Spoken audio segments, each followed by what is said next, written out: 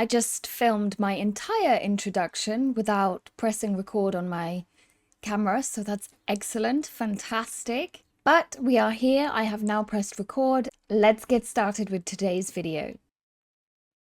We all want work to be an encouraging, motivating place, filled with colleagues that are also friends, managers that inspire and drive teams, clear progression paths, and an environment to grow and nurture your career goals and dreams. But reality is a little bit different, isn't it? There will always be that colleague that questions everything you do and say, that manager that needs to double check every email before you send it, the client that won't stop asking pointless questions and blaming you when the project is not completed on time. The work environment is a tough and difficult place, and it is inevitable, almost definite, that you will come across conflict in the workplace.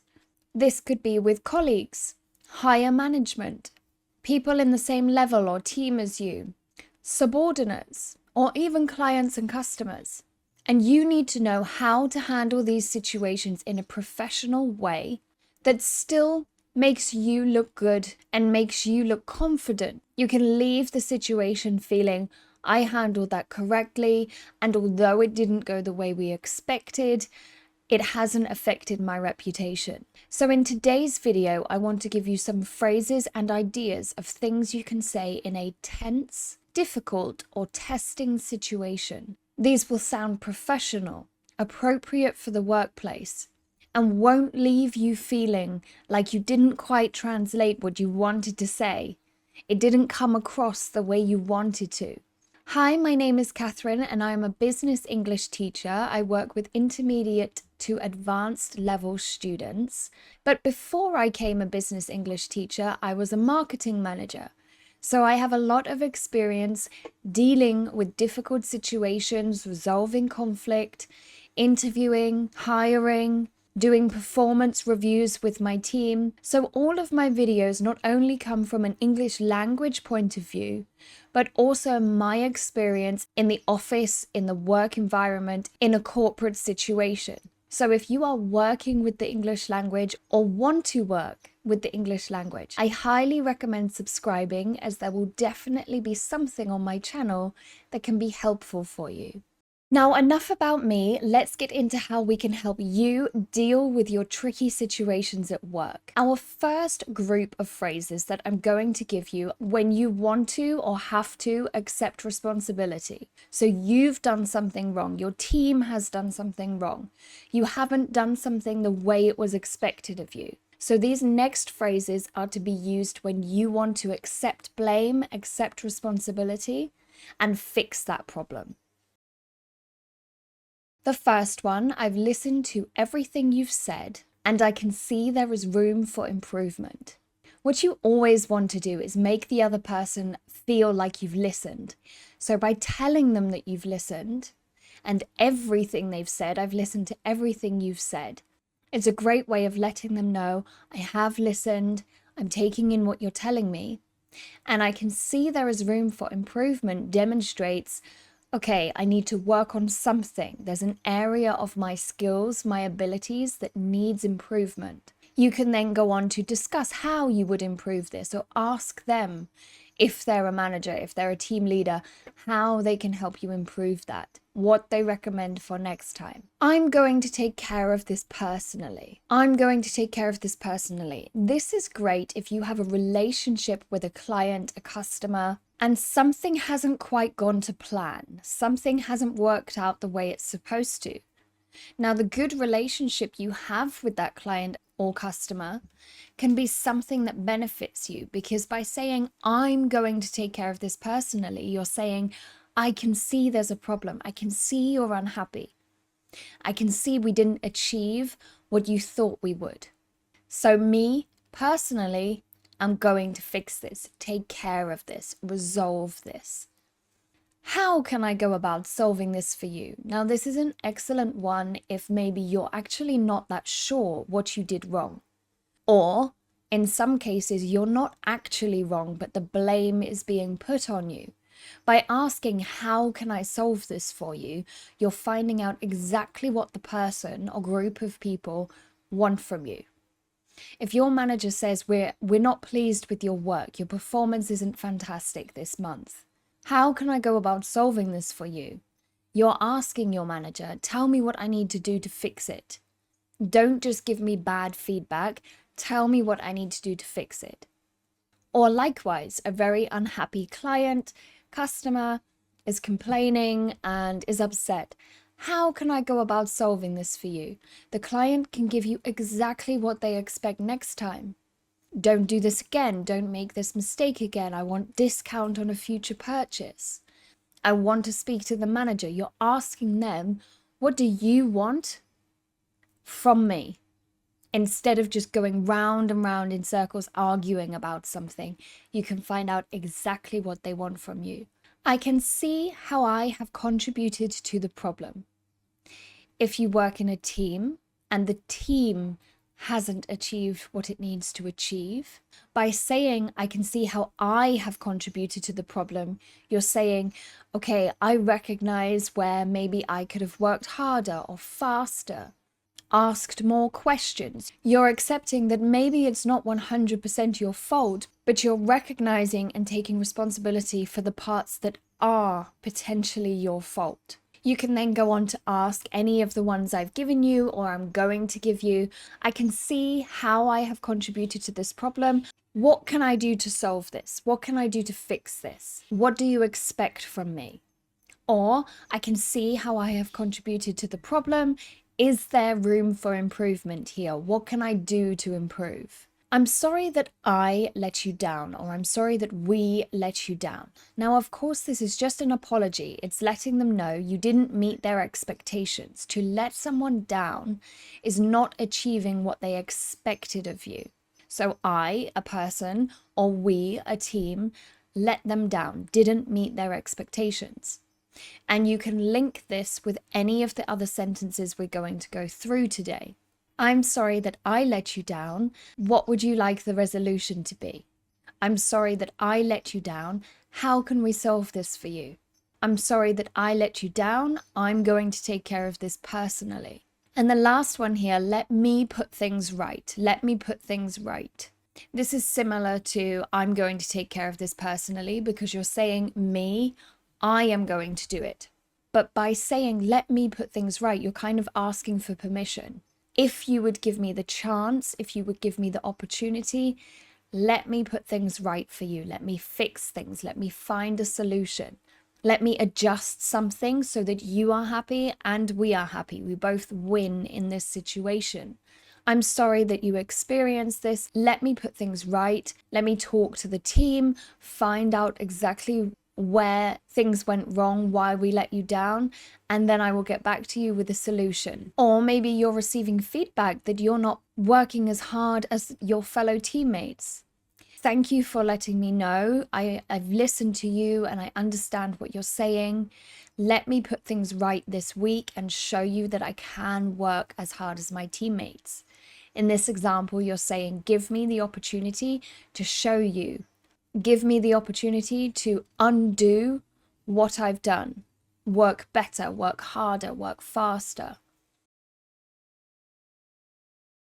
The next few phrases I'm going to give you are not necessarily because you are wrong or the other person is wrong.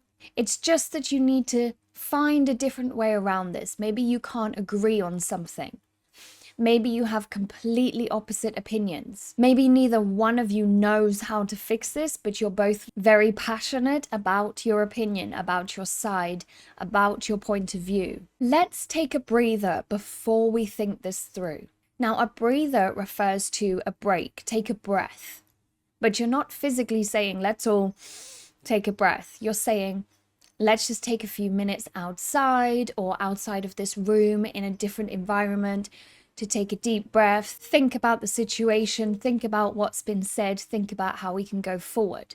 So if the situation's getting really heated, lots of arguments, no way forward, nobody is agreeing, you can say, let's just take a breather before we think this through and meet back here in 5 minutes. Or meet back here after lunch. You're giving everyone the opportunity to go away, think things through, and meet again later with potentially new ideas, new solutions. Similarly, how about we take a quick break to gather our thoughts? Now, quick break is the same as a breather, but it's more natural, it's more understood. A quick break. Let's take 10-15 minutes away from this situation to gather our thoughts. Now, imagine your thoughts are scattered all over the ground.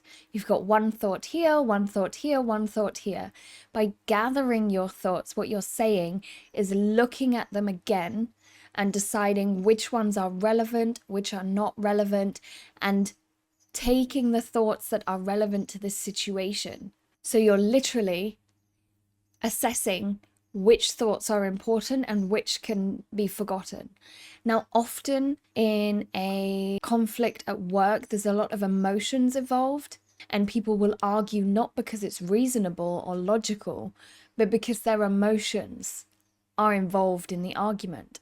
So by taking a break, by going away, looking at your thoughts, those emotions have time to calm down, and you can come back to the setting with logic and reason rather than emotions, rather than anger or stress or frustration.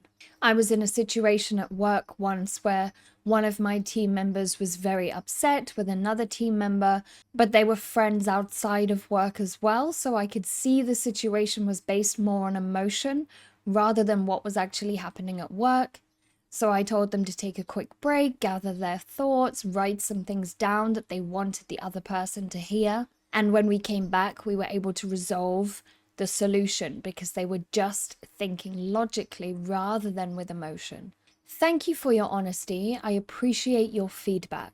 Now, of course, this can be genuine. You can genuinely thank someone for their honesty, and you can genuinely appreciate someone's feedback. But if you ever get feedback, or you ever get a colleague be very honest and direct with you and you don't agree with them, or you don't think it's true what they've said, you can just thank them for their honesty. I appreciate your feedback, and say nothing else.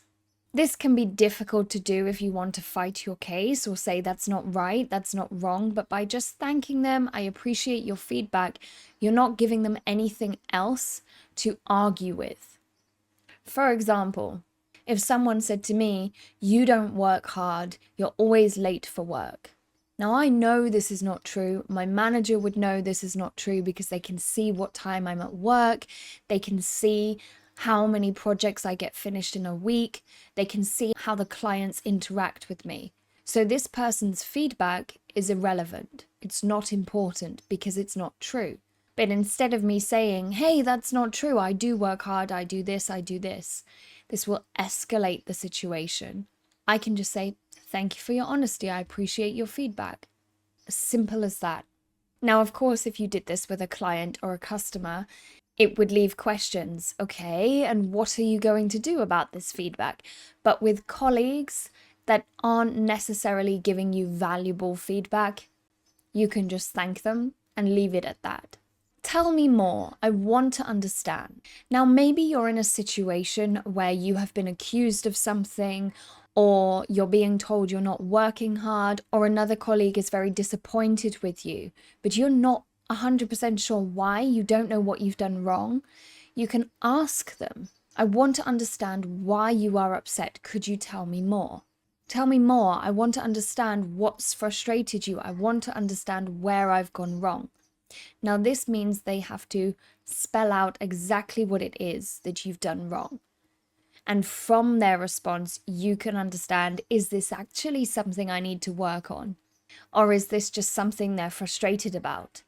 This also looks great if you have another higher manager or team leader in the situation listening to the two of you. Because instead of arguing, you're trying to understand the other person, even if you don't agree with what they're saying.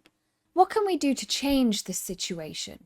Now, asking someone that's very frustrated or upset or angry about something how they can change the situation. This changes the tone of the talk. Instead of arguing, instead of fighting anger with anger, you're giving them a moment to stop and think, what do you actually want to happen here? You're telling me I'm not hardworking. You're telling me I'm always late to work. What can we do to change this situation? This will bring the tone down a little bit, calm everyone down, because then they have to sit and think, what do I want to happen in this situation? Their answer is probably going to be something such as, you need to arrive 15 minutes before your shift starts. Or I need you to send 10 more emails a day than you are currently sending. Because you then have a solution, you can then answer whether that's going to be possible or not. Yes, of course I can answer 10 more emails a day. I didn't realize that that was what you expected from me. Yes, of course I can start my shift 15 minutes earlier. I didn't realize that that was what was expected of me. Or alternatively, I don't have enough time to send 10 extra emails a day. Would you be able to find someone to help me with my other projects so that I can send those emails for you? Or, I always stay 30 minutes extra after work. I don't understand why I need to be 15 minutes early every day. Once you have their solution, what they want to happen, then you can move forwards with a plan that benefits you and benefits them. What can we do to change this situation? Give me a solution. And the final one, how can I support you? How can I support you? Now, this would be used if, first of all, if it was a client or customer that is unhappy with your services, what you've provided them. How can I support you? Again, you're asking, what do you want from this situation? But if you are a team leader, a manager, and you have team members saying they don't have enough time in the day, or people in their team are not working as hard as they should be, or they have too much work in the week and they can't complete it, you can ask, how can I support you? This is showing good team management skills, because instead of just telling them what you're going to do, you're asking them, what do you want? What do you need? What can I do to help you out of this situation? Now, the final few phrases I'm going to give you are for when the situation has become too heated, too tense, too angry, and neither side is listening to the other anymore. Nobody is willing to cooperate. Nobody is willing to listen. There is no communication happening, just anger and arguments. So what can you say to diffuse the situation or politely end the situation? Now, the first one is, I value your opinion, but I don't see it that way. Now, this may cause more upset, more arguments, but it's a polite way to say, what you're saying, I understand it. I understand why you think that way. I value what you've told me, but I don't have the same opinion. It's better than just saying, you're wrong. I think this. I value your opinion, but I don't see it that way. I see it like this. Let's agree to disagree. Let's agree to disagree suggests we will never agree on this topic. Maybe you come from very different cultures. Maybe you have very different backgrounds. Maybe you will never ever agree on this topic. So instead of wasting time disagreeing, you just say, let's agree to disagree. We understand that we will never agree on this. We understand we disagree on this subject, but let's move on with our day. Let's find something more productive to do. As we are not agreeing, I think we should meet at a later date. Now, any time you can provide distance between yourself and the person or the group of people is a fantastic tool to remember when dealing with conflict, because as soon as people leave a situation, their emotions start calming down, they feel a bit better about it, they speak to their friends, their family, and get different opinions on the situation. So anytime you can introduce a break or meeting at a later date or rescheduling, it's a great way to get people to calm down and think about it. Maybe your client is unhappy with what you've proposed, but you've managed to fit everything they requested, so you don't understand why they're unhappy. Instead of going backwards and forwards about why they're unimpressed, about why you met their brief and they should be impressed, you can just say, as we are not agreeing, I think we should meet at a later date.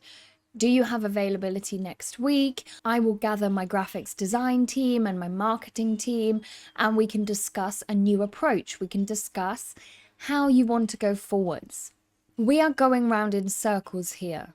Now, you must be careful with this one because it can cause more upset. But if you can see you're in a meeting and people are arguing the same thing again and again and again, and it keeps coming back to the same topic, you're not moving forwards. You're not moving backwards. You're just going round and round in a circle. You could say, we are going round in circles here. Do you think we could take a break and come back in 15 minutes? We are going round in circles here. Let's take a breather and meet again on Tuesday. We are going round in circles here. Everyone go grab a coffee and we'll come back later. It's just recognizing that you're not getting anywhere. This argument, this discussion is not going anywhere fast. And by, again, giving that space to the people in the room means they have time to rethink their strategy, rethink their opinion, and come back later with a fresh view, a fresh mind.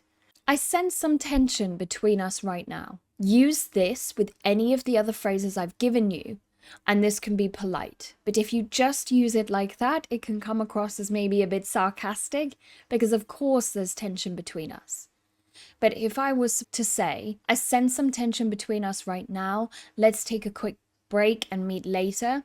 I sense some tension between us right now. How can I go about solving this for you? I sense some tension between us right now. I can see how I've contributed to the problem.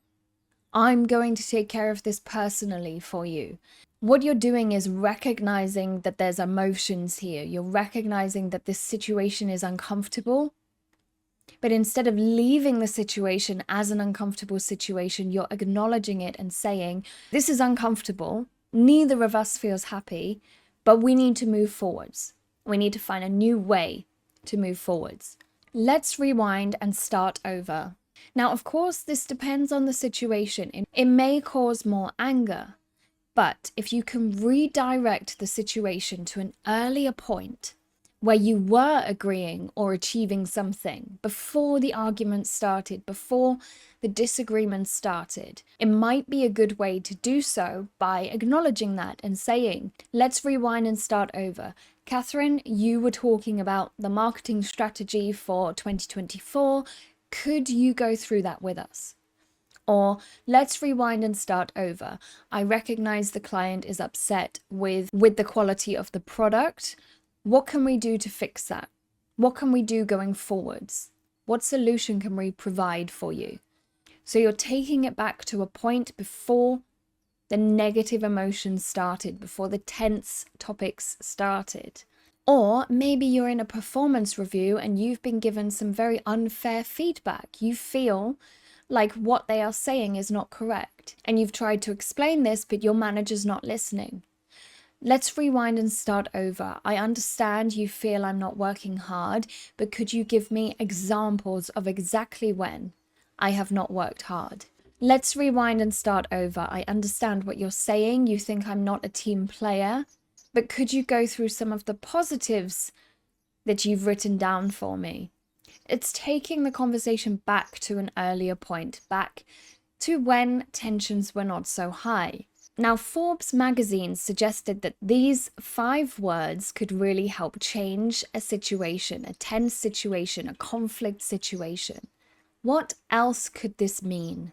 What else could this mean? I will leave this article in the comments if you would like to have a read of this. It might help with your vocabulary. It will definitely help with your reading and understanding of English. But I think this is quite a nice question. If something is not going the way it's supposed to at work, what else could this mean? What else could we do here? What solution could we find? So if you do like to test your English through reading, I will leave that in the comments. Let me know as well if there's anything here that you have found particularly helpful.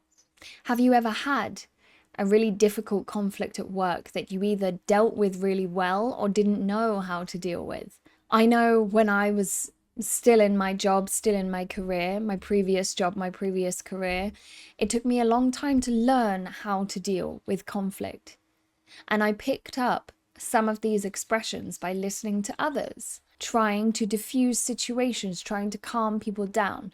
One thing I want you to never do in the office is tell someone to calm down. Ever. If you were to say, let's all just take a quick break, that is so much better than calm down, because calm down suggests that they are overreacting, which for them, they might not feel they are overreacting. They might feel that they are completely correct with their feelings. So avoid saying calm down and try and use one of the examples, the expressions I've given you today. I'm going to leave you with a quote by Mark Twain, an American writer, who said, "Anger is an acid that can do more harm to the vessel in which it's stored than to anything on which it's poured." What do you think that means?